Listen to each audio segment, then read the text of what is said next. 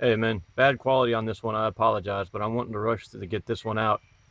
Those of you who watch or read Zero Hedge, and I know there's quite a few of you who do that, Zero Hedge, have probably seen these two articles up. They're both about Qatar and Saudi Arabia.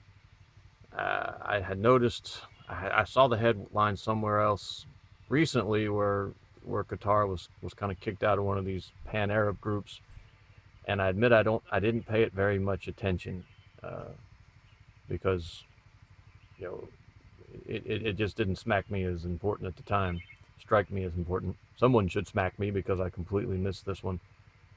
Uh, we've got uh, a naval asset stationed there, and I just assumed we weren't going to let anything too stupid happen while our boats are there.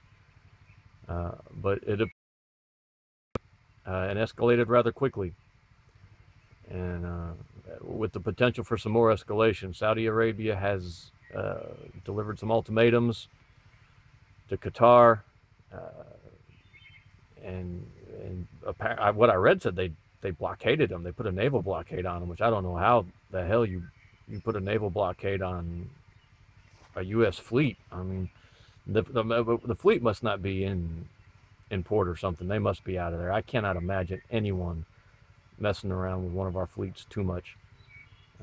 Maybe they're out on maneuvers or something. Maybe Trump's trip a couple of weeks ago was discussing all of this. But what you can't forget is that, and this is what I had forgotten and or didn't know. Maybe I don't remember if I'd forgotten or just didn't know that Qatar has huge natural gas deposits. And anytime you hear the words natural and gas in the same sentence together, the next word that should come to your mind is Russia. Uh, Russia wants to be able to control all the natural gas to Europe. Uh, it's their it's their great fantasy right now. It's one of the great tools they've used against Ukraine in the past. They would like to be able to turn off the heat to Europe at will. Uh, it would give them huge influence and power. So, so Russia's involved. Iran's involved. There's this Iran-Saudi rivalry going on. And you can never, ever, and ever, never, ever forget or discount the price of oil. Everyone's worried about the price of oil. A good little Middle East war is maybe what they need to distract their people and drive the price of oil up. I don't know. Everything is speculation when you're dealing with the Middle East because it's such a crazy bedlam madhouse. Uh, but this is something for us to shift our focus to. What's it going to affect us? Well, the price of oil. The price of oil always affects us. But it's just one more thing going nuts right now. It's just one more bit of turmoil and upheaval and craziness and uncertainty. Um, I don't know. It's interesting. You never want to be Chicken Little. You never want to be running around screaming, "The sky is falling! The sky is falling!" I look at the fallout of this, and I say, how does it affect?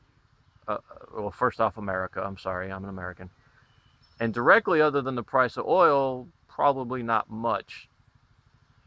Uh, how does it affect Europe? Well, if Russia's ever able to get control of the natural gas flows into Europe, it has a huge impact on Europe. I mean, that's a game changer. That's one of those historical shifts. History doesn't change very often. Historical norms don't change very often. I would imagine Russia being able to control the natural gas flow into Europe would be a game changer from a historical standpoint. It's just a guess. Who am I? Uh, but the bigger issue is this Saudi Arabia Iran rivalry that's got to come to a head at some point. And unfortunately, it's unlikely to come out in Saudi Arabia's favor. I say that because Saudi Arabia is a much more pliable nation than Iran, and an unchecked Iran is going to be a dominant force in the region, and that's not a good thing. Uh, no force needs to be dominant in that region anyway, period. But Iran, of all the Muslim countries and all the other countries in the world, Iran's the one that has potential, uh, and they have the potential for great harm, great harm. So it would be nice if there was an effective counterweight to them.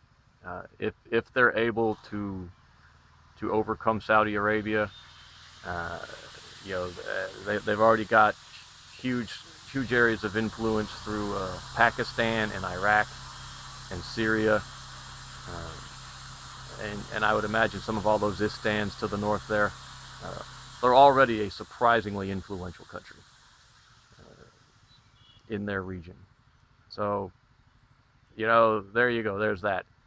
Uh, if Saudi Arabia and Iran get into a shooting war and America doesn't get involved, I worry about Saudi Arabia.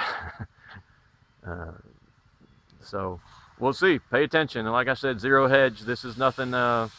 This is nothing crazy or tinfoil hat. Zero hedge is a pretty good source, and they usually seem to be up on the foreign policy stuff, at least as far as it affects economics. So check it out. Keep your eyes open. And like I said, it sounds like to me the price of oil is probably about to shoot up. You might want to go fill up. I don't know. I'm not going to. I refuse to react to these sorts of situations this way. If the price of oil goes up, fine.